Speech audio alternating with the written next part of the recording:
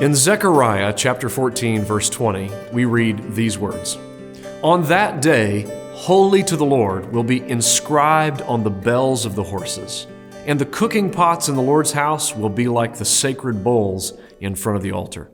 Every pot in Jerusalem and Judah will be holy to the Lord Almighty, and all who come to sacrifice will take some of the pots and cook in them. And on that day, there will no longer be a Canaanite in the house of the Lord Almighty."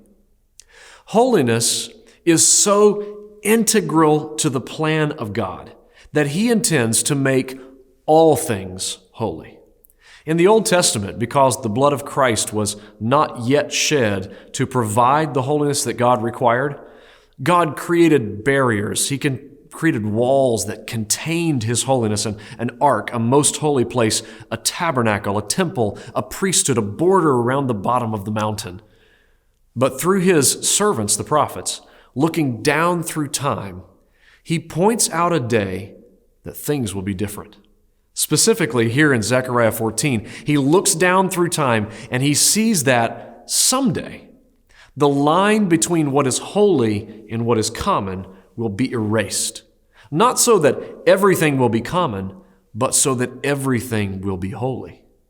And we, as Christians, as people in union with Christ, are privileged to erase that line today, to see God's future plans for His kingdom come to pass in our hearts and our lives now. By the power of God's Holy Spirit, we live out now God's eternal purpose for the destination of the universe, that everything in our hearts and lives now can be holy, that everything now that is common can be sanctified to God's ownership, that everything now that is corrupted can be put away, and everything in my heart and my life be holy to the Lord. The temptation of the worldly Christian is to erase the line between holy and common so that everything becomes common. Basically, to use grace as a cover for whatever I'd like to do, whatever the world around me does. But I'm here to tell you that you can go the other way with that. You can erase the line between holy and common now by realizing that everything in your life and your heart, God can make holy. Notice that Zechariah points to very ordinary, normal things, horse harnesses and the bells on them, cooking pots, right? Notice the ordinariness of holiness. See that there's no part of your life that God doesn't rightfully claim as His own.